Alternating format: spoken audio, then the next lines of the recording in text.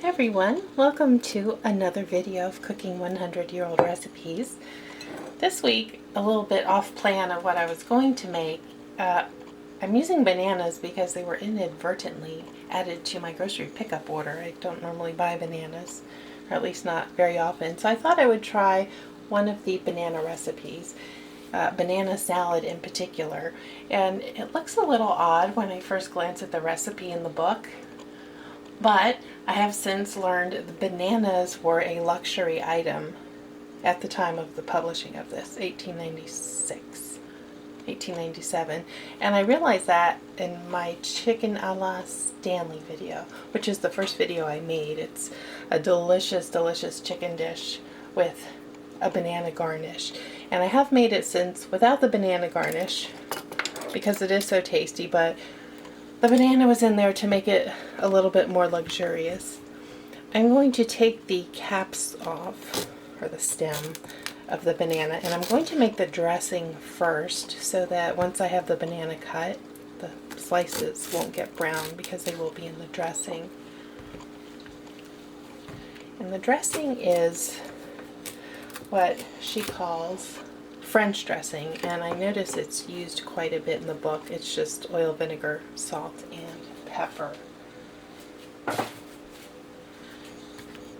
And I may try to make these look a little bit more modern in the plating, but this is a very old-fashioned looking plating. But that's okay, because this is an old-fashioned book. Right, so the proportion is oil and vinegar. Let's see. 2 parts oil to 1 part vinegar, and I'm going to use cider vinegar. Normally in my salads I like red wine vinegar, but I don't believe that's what was being used for this.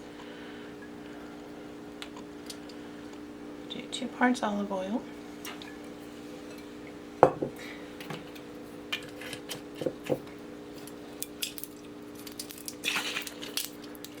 shake it up.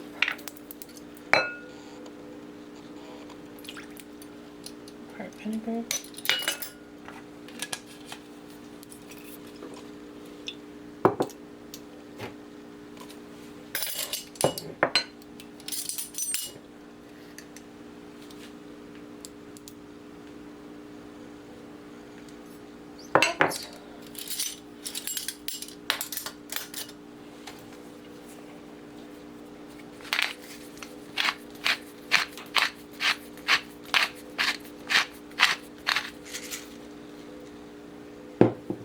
I'll get these out of the way because these bananas have quite the intricate preparation instruction. So I will probably need my entire cutting board.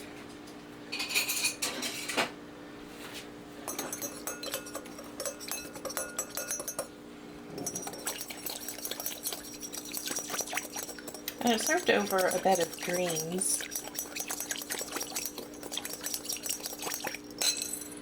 Which I almost always have because I eat salad nearly every day.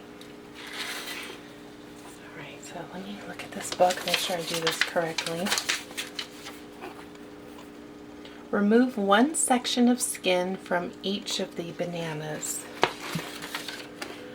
And because of the plating, I assume that's going to be this way.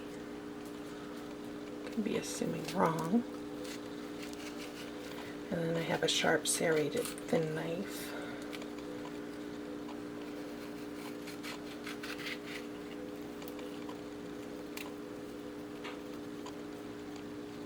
And I need to be able to get the flesh out, so I want to trim away enough to do that while still keeping the shape of the banana for presentation purposes. Okay, that looks good.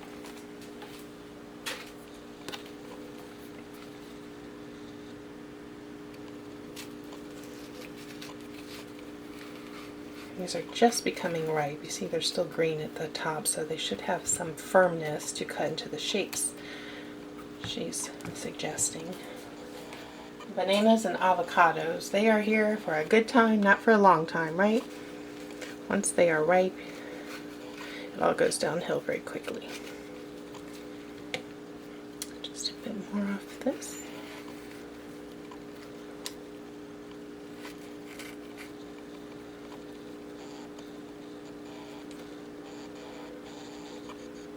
a string nobody asked for. I know.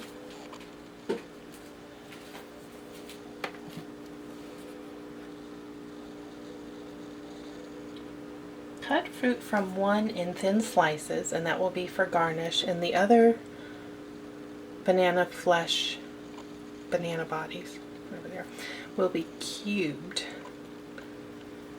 And I don't know if I'm going to cube it by hand or put one pass through the potato masher, because the one I have is a perfectly square cube, although it's not that hard to cut a banana into cubes. We'll take it out, but intact for presentation. Get the book out of the way. It doesn't need any more wear and tear. It's already 125 years old.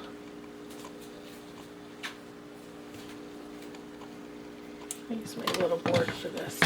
Easy transferring. I feel like most of the time my big cutting board is for show, but I also like it because it's about 3 inches high and I'm taller than average, so it keeps me from having to lean so much when I'm doing prep work in the kitchen, because I cook multiple times a day, every single day.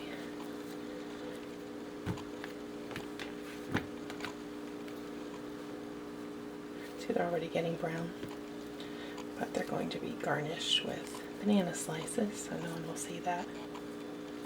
I wonder how that was when you have this luxury fruit, this luxury item, and it looks not so pretty fairly quickly, like apples. They get brown quickly. Pinch it out. Here we go, perfect. Alright, so let me do the cubes first.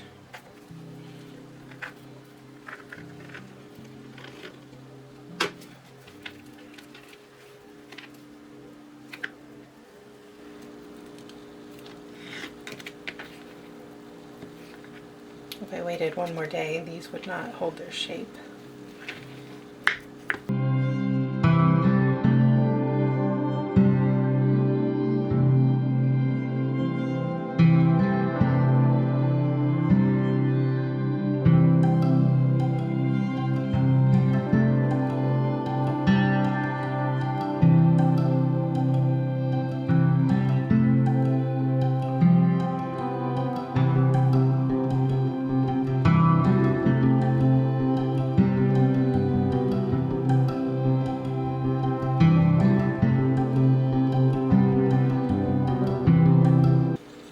I have these cubed up, and I'm going to let them marinate as per the instructions.